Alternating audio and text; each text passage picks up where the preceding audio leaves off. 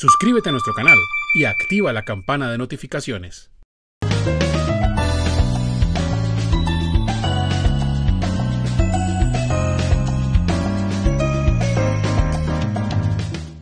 Doctor Zuluaga, ¿cómo le va? Doctor Colmenares, ¿Cómo lo ha pasado? bueno, ¿cómo le va a usted? Bien, señor, allí atendiendo pues las cosas. Usted sabe que nada es fácil y esta pandemia pues siempre nos ha conllevado al mismo tiempo una cantidad de situaciones que nadie puede decir que no se le haya cambiado la vida, pero aquí vamos. Por eso estamos Bueno, aquí. entonces vamos a iniciar la tertulia del día de hoy, la tertulia Colmenares Zuluaga. Sí, señor. Presente y futuro. Una tertulia con la visión de los contadores públicos Luis Alonso Colmenares y José Hernando Zuluaga. Continuamos con las propuestas sobre reorganización legal y reglamentaria de la profesión. En esta tertulia, me refiero ya a la de anterior, se continúa hablando de la reorganización legal y reglamentaria de la profesión, haciendo referencia al artículo 13 de la Ley 43 de 1990. Se inicia la tertulia trayendo a colación las dos respuestas de la Junta Central de Contadores a derechos de petición hechos por el doctor Luis Alonso Colmenares. En primer término, al derecho de petición para que enviase un estudio de los costos para el cobro de la tarjeta profesional, y la respuesta sintetizada que da la Junta Central fue que estos no se tenían, lo cual permite concluir que en la Junta hay un negocio del cual se reciben 5.000 millones de pesos anuales aproximadamente. En relación con la cantidad de entidades sin ánimo de lucro registradas como firmas de contadores o sociedades de contadores, la respuesta fue que hasta el momento se tenían 49 registros de este tipo de personas jurídicas, que son cooperativas, asociaciones, corporaciones o cualquier otro tipo de entidades sin ánimo de lucro. Se concluye que la Junta Central debería demandar sus propios actos. En la tertulia anterior se tomó la decisión de demandar ante la Corte Constitucional la norma que establece el cobro de derechos de registro y la emisión del certificado de antecedentes disciplinarios. Debemos tener en cuenta que las anteriores acciones propuestas en esta tertulia y que se están llevando a cabo son de tipo legal y se presentan en defensa de la profesión. En la tertulia, continuando con las propuestas de modificaciones legales y reglamentarias, se analizaron las responsabilidades establecidas en el literal A del artículo 13 de la Ley 43 del 90, que indica que se requiere la calidad de contador público por razón del cargo para desempeñar la función de revisor fiscal, lo cual se debe analizar en consonancia con lo dicho por el Código de Comercio en el parágrafo del artículo 207 que expresa: en las sociedades en que sea meramente potestativo el cargo de revisor fiscal, este ejercerá las funciones que expresamente le señalen los estatutos o las juntas de socios, con el voto requerido para la creación del cargo. A falta de estipulación expresa de los estatutos y de las instrucciones concretas de la Junta de Socios o Asamblea General, ejercerá las funciones indicadas en este artículo.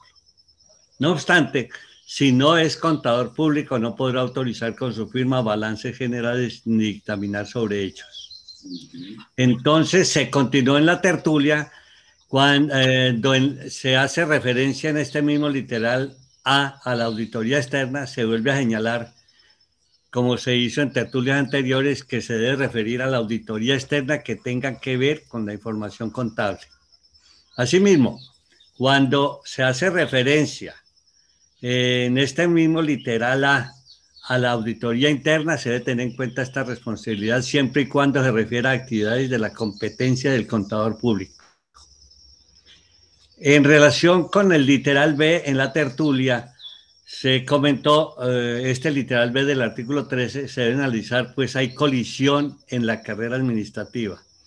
Y con relación al literal C de este mismo artículo, ya en anteriores tertulias se hicieron las propuestas de modificación Y con relación al literal D, se propone que se modifique o se anule este literal, pues se refiere a la decanatura en las carreras de contaduría pública, lo cual no es aplicable ahora.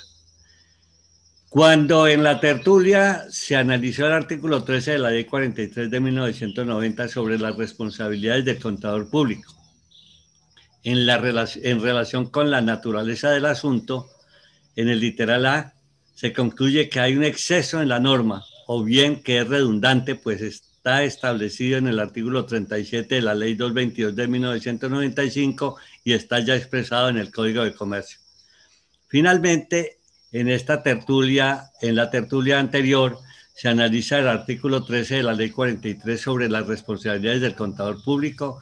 En relación con la naturaleza del asunto, en el literal B, se propone eliminar el límite de los 5.000 y 3.000 salarios mínimos allí mencionados. Doctor Colmenares, esta es la síntesis de la tertulia anterior y vamos a continuar entonces con este artículo 13 Sí, señor. Pero, de la Ley 43 de 1990. Sí, señor. Sin embargo, discúlpeme unos minuticos, doctor Zuluaga, le comento sobre lo que habíamos conversado en la tertulia anterior, en lo que se relaciona con las sociedades de contadores públicos y los valores que cobra la Junta Central de Contadores a partir de unos derechos de petición que yo solicité. Observe lo siguiente, para los que nos siguen, mire. Aquí está la respuesta y ahí me dice la Junta Central de Contadores que a la fecha se le ha autorizado el registro profesional a 49 entidades sin ánimo de lucro, ¿ya? Yo lo que observo, y es una interpretación personal que hago con todo respeto, es que por lo menos la dirección de la Junta está tratando de darle una interpretación con algún criterio elusivo a este hecho, que no responsabilizo de ninguna manera al actual director de la Junta Central de Contadores, porque 49 entidades sin ánimo de lucro no han sido autorizadas por esta dirección que actualmente está ejerciendo. Claro que no, y eso no lo voy a decir nunca. Y yo me atrevería incluso a afirmar que esto es lo que encontró. Entonces, ¿cómo vamos a responsabilizar a alguien que no lo tiene? ¿Ya? Pero yo creo que por la lectura que yo hago y por las explicaciones que me dan, esto se ha venido haciendo sobre la base de una interpretación elusiva, una interpretación que no corresponde con el criterio que originalmente se estableció en la Ley 43 del concepto de sociedades de contadores públicos. Porque es que, tomado el concepto de sociedades de contadores públicos desde la definición que incluyó el Código de Comercio, que después la modificó, derogó ese texto del Código de Comercio y lo modificó la Ley 222 en el 95, creo que es. Sin embargo, el fondo se sigue manteniendo en el sentido en que las sociedades se refieren a entidades con ánimo de lucro. Esas son las que son sociedades, ¿sí? Las entidades sin ánimo de lucro no son sociedades. Diríamos como en un criterio genérico, son como si pudiéramos decirlo, asociaciones, ¿ya? Asociaciones, porque además ahí tampoco hay participaciones personales. Ahí lo que se hacen es unos aportes periódicos y que eso al mismo tiempo a partir de el desarrollo del objeto que van haciendo las cooperativas, fundaciones, asociaciones, corporaciones, ahí van creando su propio patrimonio, que además no distribuyen utilidades, se reinvierten para el desarrollo del objeto. Entonces, ¿cómo puede pensarse que respecto del ejercicio de una profesión eso pueda interpretarse de la misma manera? Yo no estoy de acuerdo. O que las creen con ese objetivo. Sí, por supuesto. Es que lo que yo sí creo es que en el fondo existe eso. Entonces, esto hay que resolverlo. Claro, que aquí se creó de alguna manera una confianza legítima por parte de los que recibieron esta aprobación. Entonces ya ahí de alguna manera hay unos derechos adquiridos, creados por el mismo Estado a través de la Junta Central de Contadores. Entonces, algo habrá que resolver, pero esto no se puede seguir haciendo. Esto, si es el caso, deberá pararse ahí. Y es lo que yo me voy a proponer hacer. a partir del ejercicio de los derechos que tengo, primero y sobre todo como ciudadano. Y segundo, como contador público, en el ejercicio de mi profesión. Creo que tengo ese derecho y con eso no le voy a causar ningún daño a nadie, sino que antes por el contrario, porque yo sí creo, sí, estoy convencido que esto desacredita el ejercicio de la profesión. Esta situación. Yo sí quisiera comentar que a mí me da la sensación de que cuando se crea, supongamos, una cooperativa como sociedad de contadores, la crear. Sí, entonces, simplemente con los pagos que se hagan de salarios, administración, etcétera, se llega al final a que no hay utilidades y seguirá entonces sin ánimo de lucro. Que bueno, pues entonces en cualquier forma, esas actividades no son sin ánimo de lucro. Entonces generalicémoslo para todos. Ah, bueno, esa sí es otra. Sí, entonces, claro. Sí, porque habrá justificación. Pues, más que justificación es explicación. Explicaciones pueden haber miles, ¿ya? Pero justificación yo creo que ninguna. Yo creo que la palabra elusión es la mejor ahí. Sí, por supuesto. Porque que usted viene a utilizar. Desde el primer semestre nos enseñaron en la facultad. Lo que se reprocha es la evasión, eso es lo que se sanciona. La elusión es una interpretación favorable de la norma sin que con ello se esté incurriendo, pues, eventualmente en alguna irregularidad, en principio. Porque de todas maneras la buena fe hay que seguirla presumiendo. Pero yo creo que nosotros no podemos seguir en eso con respecto a las sociedades de contadores públicos. Y entonces le dan en la Junta también una interpretación que a mi juicio pretenden como justificar, eso sí, las decisiones que han tomado, y yo no estoy de acuerdo. Incluso invocan lo que plantea, lo que se resolvió en la sentencia C-530, que a mi juicio también lo interpretan de manera amañada, y eso no puede ser de esa forma como deba interpretarse, porque ese no es el sentido que tiene que tener esa interpretación en lo que dice la Junta Central de Contadores. Ahora bien, en cuanto a los costos, este es el derecho de petición. Aquí está, mire, la respuesta que me dio la Junta Central de Contadores. Listo. Entonces, eso es como sucede en todas partes. ¿Por qué se hace? Porque siempre se ha hecho así. Digamos que es como la respuesta, pues, que pudiéramos decir. Pero ¿en dónde empieza todo? Todo empieza en que algún decreto llegó y dijo que a partir de ese momento las tarjetas profesionales, es decir, la de las personas naturales, valdrían 20.000 pesos. Eso creo que fue en el 91. Y que de ahí en adelante se incrementarían en la misma proporción del índice de precio del consumidor. No, del índice de precio del consumidor. Perdón. Del salario mínimo. Sí, del salario mínimo. En la misma proporción en que creciera el salario mínimo, así crecería el costo de la expedición de la... Sí, eso fue el decreto 1235 del 91.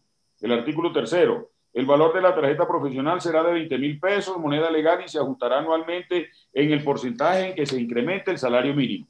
¿De qué año es ese decreto? Discúlpeme, señor. ¿De qué año es ese decreto? Es el decreto 1235 de 1991. Ah, bueno. Bien. Entonces dijo que 20.000 pesos y que se incrementaría en el salario mínimo para llegar en lo que estamos hoy, 334.000 pesos. ¿Ya? Que de es una demostración de que no es ilegal el cobro. Bueno, en principio el procedimiento, pero tiene que corresponder es con los costos. Le digo algo. Miren, doctor Zuluaga, esta es la tarjeta más costosa que hay en Colombia para su expedición. ¿Ya? ¿Y qué dijo respecto de los registros profesionales? Es decir, lo de las personas jurídicas. ¿Ya? Dijo que con respecto a la persona jurídica, en alguna parte dice aquí que costaría, creo que fue que dijo que costaría 5 salarios mínimos. ¿Sí? Ese fue el valor que se estableció. 5 salarios mínimos. Y así se iría incrementando, pues digamos de manera automática, lo que equivalga a 5 salarios mínimos. Ese será el costo del Sí, registro profesional. por Ahora, eso yo, está ahora en 4.350.000. y claro, aquí está, mire, 4.302.000 pesos, ahí está. Eso. Ahora, la pregunta que yo hago, doctor Zuluaga, no tengo en este momento acá mi tarjeta profesional que siempre se la expongo, es ¿qué diferencia hay entre las dos? ¿Usted qué ha visto cuál diferencia? El color. No conozco la nueva. No, la que sea, es que la diferencia no es ninguna, son dos plásticos. Su elaboración es lo mismo. Entonces, ¿por qué una tiene que costar 334.000 pesos o lo que valga? ¿Sí? 300, y la otra, ¿por qué 4.302.000 pesos? ¿Dónde está la diferencia? ¿Ya? ¿Y qué me dice la Junta Central de Contadores? En esencia, esto significa que la naturaleza jurídica del pago de los valores de inscripción y expedición de la tarjeta profesional de contadores públicos y de registro de entidades que presten servicios propios de la ciencia contable, al igual que los certificados de vigencia de inscripción y antecedentes disciplinarios, recae, ¿cómo le parece?, en atender los gastos de funcionamiento e inversión que demande la Junta Central de Contadores. ¿Y el presupuesto nacional? Por eso es que ahí es donde está. Por Entonces, eso, usted pero se imagina, yo he visto siempre partidas en el presupuesto nacional. por eso, pero que se hacen con base en los recaudos que se calculan allá a costa de los contadores. Usted se imagina que la nómina de Ecopetrol se pagara con base en los, es decir, el presupuesto de Ecopetrol se pagara con base en los costos que son necesarios para el funcionamiento de inversión de Ecopetrol y que eso lo tuvieran que pagar los usuarios de Ecopetrol. ¿Ah? Sí, claro. No, este es un criterio absurdo. Eso no puede ser así. No, señor. Entonces la propuesta final es Que se haga un estudio de costos y se determine conforme corresponde de acuerdo con las leyes y el ordenamiento jurídico vigente en Colombia. Es que no se puede cobrar nunca más. Mire, por ejemplo, usted se imagina que ese mismo criterio se adoptara para la expedición de la cédula. Sí. O para la expedición del pasaporte, que es otro documento de identidad. Es en el exterior, pero es un documento de identidad. ¿Cuánto costarían? ¿Usted se imagina cuántos son los gastos de funcionamiento e inversión de la registraduría, doctor Zuluaga? ¿Cuánto vale una elección? Hacer una elección, toda la plata del mundo. Y que eso la tuvieran que pagar los que van a solicitar la expedición de la cédula. Entonces, ¿a dónde llegamos? No, señor. Esto hay que seguirlo. Eso hay que revisarlo. En esta tertulia se están pisando callos. Bueno, lo está diciendo usted, ¿no? Se están analizando. ¿Ah? Se están analizando cosas que los comités que están trabajando sobre eso no creo que se estén refiriendo a ese tema. Es probable, pero ¿en qué nos hemos pasado toda la vida? Nos hemos pasado toda la vida peleando ideologías. Yo no estoy diciendo que las ideologías sean malas. Pues sí, pero las ideologías deben tener su ámbito. Y en ese sentido es que deben considerarse. Pero en cambio no nos hemos concentrado en esto, en estas cosas. Y esto resuelve muchos problemas de la profesión, como alguno que le voy a plantear aquí, que se pudo haber resuelto hace mucho tiempo de una manera muy sencilla y nos hubiera resuelto el problema del ejercicio de la profesión en muchos aspectos, además de los que ya hemos planteado, en los cuales pues en algunos hemos coincidido, afortunadamente, en otros no hemos coincidido, pero aquí seguimos y somos amigos y yo cada vez lo aprecio más y que al mismo tiempo respecto de usted también siento ese mismo aprecio en términos correspondidos. Eso no nos puede llevar a una guerra fratricida. En el ejercicio de la profesión somos hermanos, doctor Zuluaga. Sí. Y debemos remar en el mismo sentido, independientemente de que cada uno piense distinto. Eso no puede ser de esa manera. Entonces, como le venía diciendo y analizando ya este artículo 3º del cual hemos venido conversando, que yo creo que con esta tertulia... artículo 13. Artículo 13, sí, discúlpeme, vamos como cerrando un poco el espacio. Entonces dice este artículo 13 de la Ley 43 de 1990, que además de lo exigido por leyes anteriores, se requiere tener la calidad de contador público, ¿sí? por razón del cargo, por razón de la naturaleza del asunto, y yo digo que hay que agregarle allí un numeral que es el del profesional independiente, propiamente dicho, ¿sí? Bien, entonces ya hemos hablado por razón del cargo y ahí hay unos elementos en los cuales hay necesidad de concentrar el sentido del término de auditor en los aspectos relacionados con la ciencia contable en general. Sí. Eso es lo que hay que decir, digo, en mi opinión. Auditor interno o externo en los aspectos relacionados con la ciencia contable en general. Sí, ya Porque se había nadie más visto puede hablar esto de eso. en la tertulia anterior, doctor Colmenares. Muy bien. Sí. Ahora bien, lo de la facultad, pues eso tiene sentido, eso es inocuo. Ya hoy yo creo que ni siquiera existen facultades de contaduría pública. Yo quisiera saber en dónde existe eso. Hay que hacer esa revisión en el ESMIES del Ministerio de Educación. Voy a hacer esa revisión. A ver, porque exactamente cuántos programas o facultades de contaduría pública hay en Colombia, doctor Zuluaga. Usted Ahora que están maneja toda esa... integradas con economía y administración. Sí, por eso digo programas o facultades, porque cuando están integrados se llaman programas y cuando son individuales se llaman facultades. Muy bien. ¿Usted sabe cuántas universidades tienen contaduría pública hoy en Colombia? Actualícese, tiene esa estadística. Yo he oído Vamos a hablar buscarla. hasta... No me acuerdo exactamente y no Pero quiero cometerle. vamos a buscarla. Eso hay que saberlo porque el país debe saber eso también. ¿Ya?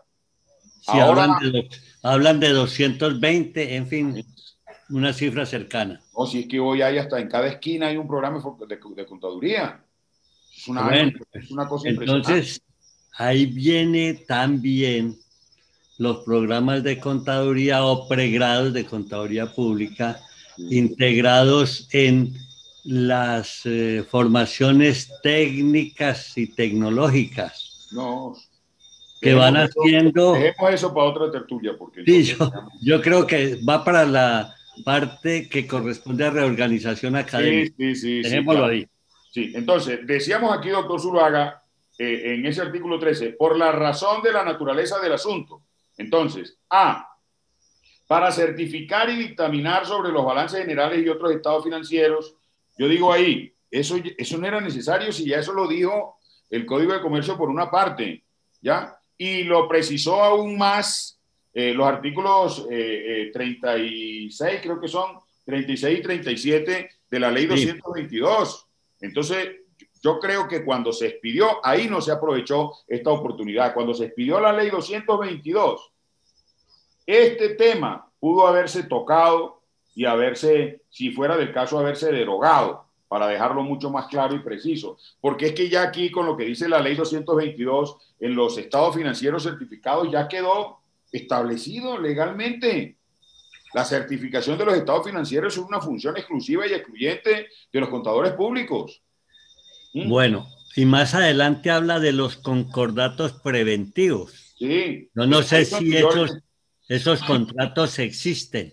Eso es que ya esos concordatos. Ahora lo que existe es la ley 550, la ley sí, por supuesto. 1116. Sí, por supuesto. Pero acuérdese que ya habíamos planteado en alguna oportunidad que debería tenerse en cuenta que todos esos temas relacionados con liquidaciones, intervenciones, deberían correr por cuenta de los contadores públicos. Eso debería ser una facultad que se debería asignar a los contadores públicos. ¿Sí se acuerda que nosotros estuvimos conversando sobre eso en algún momento? En las anteriores tertulias quedó. Claro que sí. Ampliamente. Así es. Ahora bien, para certificar y dictaminar sobre balance general y otros estados financieros de personas jurídicas o entidades de creación legal, es decir, entidades de creación legal tienen que ser entidades públicas, porque las únicas entidades que crea la ley son las entidades públicas. Entonces, ahí lo que planteo es lo siguiente. Si hay este literal que dice que cuando se trata de entidades cuyos activos brutos a 31 de diciembre sea o excedan el equivalente a 5.000 salarios mínimos, ¿sí? 5.000 salarios mínimos, a esa entidad se le debe dictaminar estados financieros, ¿ya? Entonces fíjese que existe una contradicción, doctor Zuluaga. Sí. ¿En qué sentido? En que el parágrafo segundo de ese mismo artículo dice que será obligatorio tener revisor fiscal en todas las sociedades comerciales de cualquier naturaleza cuyos activos brutos al 31 de diciembre del año inmediatamente anterior sean o excedan de 5.000 salarios mínimos. Entonces, de alguna manera ya está estableciendo allí esa obligación, ¿o no le parece? Con respecto al literal B. Sí, ahí lo veo. Asimismo, para dictaminar sobre balances generales y otros estados financieros de personas naturales, jurídicas, de hecho, o entidades de creación legal solicitantes de financiamiento superior al equivalente a 3.000 salarios mínimos ante entidades crediticias de cualquier naturaleza y durante la vigencia de la obligación. ¿Qué es lo que pasa ahí, doctor Zuluaga? Que después, a ver, si está establecido que todo comerciante tiene que llevar contabilidad. Sí. Y si todo comerciante tiene que llevar contabilidad, tiene que presentar estados financieros. Sí. Tiene que presentar estados financieros, los tiene que certificar un contador público. Sí. Entonces, también. ¿para qué se establece esto? No tiene sentido aquí, sobra. Si ya existe esa obligación. Pero mire que si uno compara esto en el literal C, para certificar y dictaminar sobre los estados financieros de las empresas que realicen ofertas públicas de valores, las que tengan valores inscritos en bolsa y las que soliciten inscripción de sus acciones en bolsa. ¿Por qué hay que decir eso?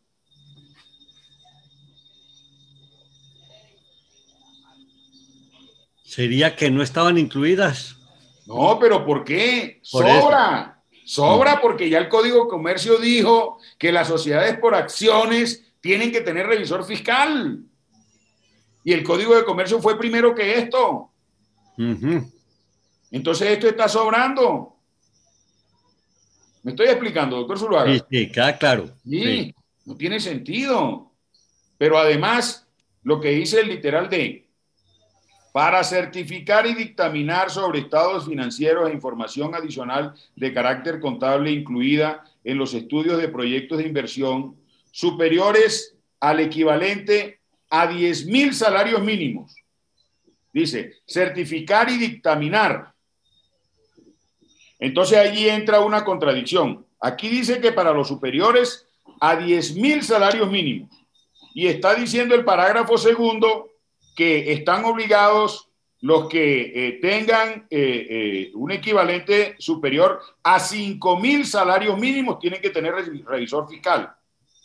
Entonces la pregunta que hay que hacer ahí entonces es, si para 5.000 salarios mínimos se exige que tenga revisor fiscal, ¿para qué se exige que cuando se trate de proyectos de inversión superiores a 10.000 salarios mínimos se tengan que dictaminar estados financieros si ya lo está diciendo aquí que ya existe la obligación con los 5.000? Lo que se supone, doctor Colmenares, es que todo proyecto de inversión va necesariamente con estados financieros. Claro. Claro. Entonces, sí. No, la verdad es que ahí yo creo que hizo falta revisión en su momento cuando se estuvo desarrollando este texto y cuando se discutió. ¿Sí? Ahora bien, vamos al literal E.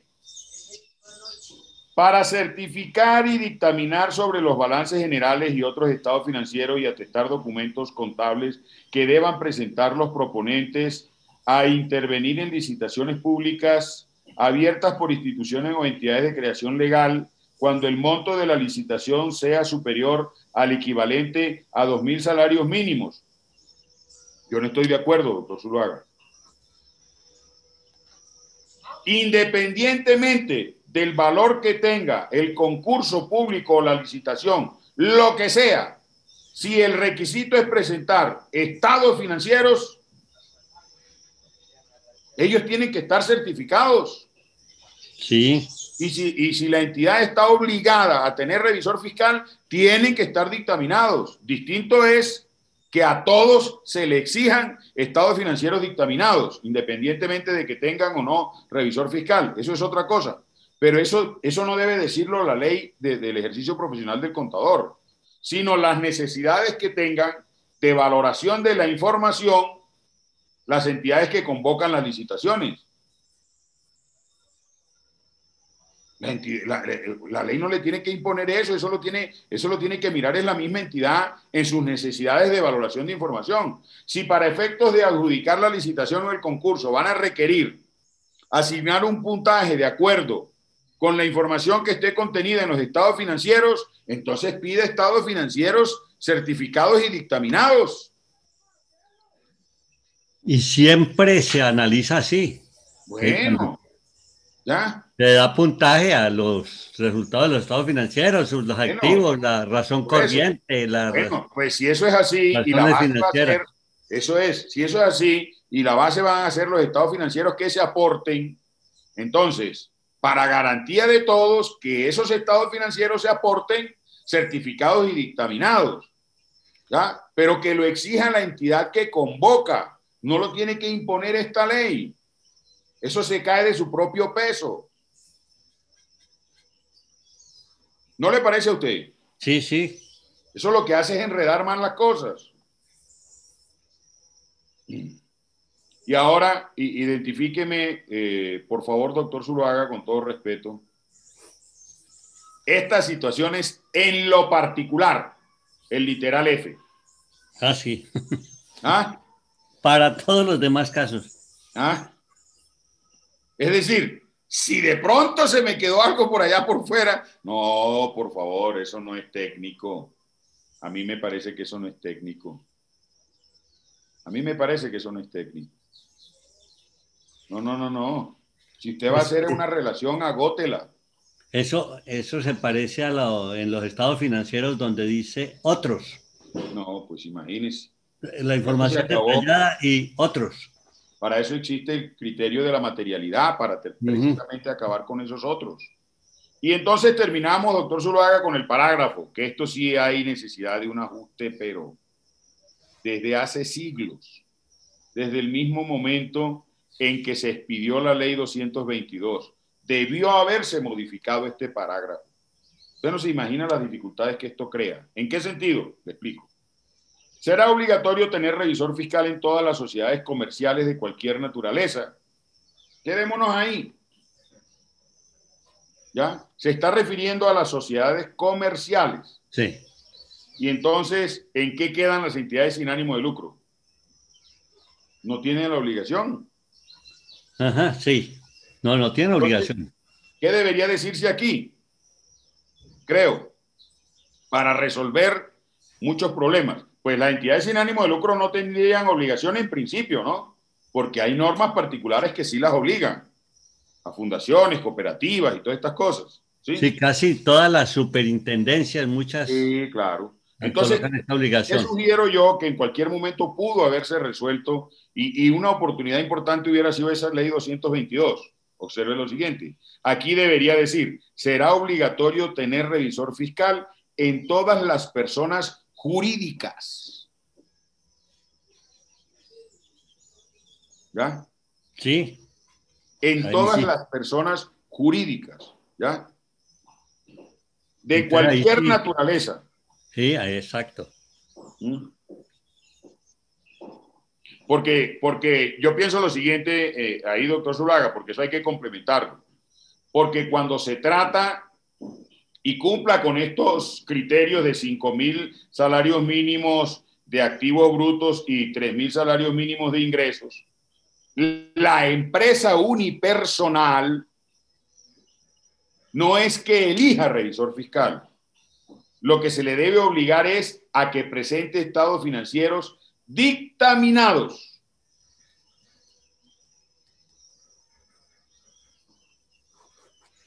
Bueno, y en esas circunstancias, ¿cómo se maneja? ¿En qué sentido, doctor Zuluaga? Usted dice, debe presentar estados financieros dictaminados. Que debería incluirse en este parágrafo. Todas las personas jurídicas que tengan, el año inmediatamente anterior 5.000 salarios mínimos de activos o 3.000 salarios mínimos de ingresos, tienen que tener revisor fiscal para el año siguiente. ¿Ya? Pero en el caso particular de las empresas unipersonales, la obligación será la de presentar estados financieros dictaminados, no la de elegir revisor fiscal. Esa era la diferencia que yo quería que hiciéramos. Listo. ¿Sí? Se le debe obligar a que presente estado financiero dictaminado. Bueno, ¿y cómo se presenta un estado financiero dictaminado sin la obligación de tener revisor fiscal? Tiene que contratar. Explicámosle a los que nos escuchan. Sí, tiene que contratar un contador público. Ahora, no vayamos a caer en el mismo error, que eso es una situación allí irónica, de decir, tiene que contratar un contador público independiente. Eso no se dice. Ahí sobra lo de independiente. Porque es que está dicho que el que certifica no puede dictaminar. Entonces, por supuesto, tiene que ser un contador público distinto de aquel que haya certificado los estados financieros. ¿Sí? Porque es que ahí también hay que precisar que el único que dictamina estados financieros no es el revisor fiscal. Es de su esencia dictaminar los estados financieros. Pero un contador público también puede dictaminar estados financieros. Y claro está, la auditoría que hace un revisor fiscal para dictaminar los estados financieros no es la misma auditoría que hace un contador público independiente para dictaminar estados financieros. Porque el contador público independiente, acuérdese, doctor Zuluaga, que dictamina es en un momento determinado en el cual lo contratan. En tanto que el revisor fiscal dictamina es con base en el proceso de auditoría que ha llevado a cabo durante todo el año. Entonces eso hay que precisarlo en ese parágrafo segundo del artículo 13. Que no diga sociedades comerciales, debe decir es toda persona jurídica. Y tratándose de empresas unipersonales, se le exija solo que tenga estados financieros dictaminados. No que elija un revisor fiscal, porque no tendría sentido además. ¿Sí? Bueno. Doctor Colmenares, me parece que aquí sobre este artículo 13 se ha dado suficiente información, y ahí muy amplia y buenas propuestas. Sí, claro. Ahora venimos en el trabajo de bloques. Bueno, entonces, ética, proceso disciplinario. En nuestras siguientes tertulias, sí. ¿Cómo iremos a redirigirlas?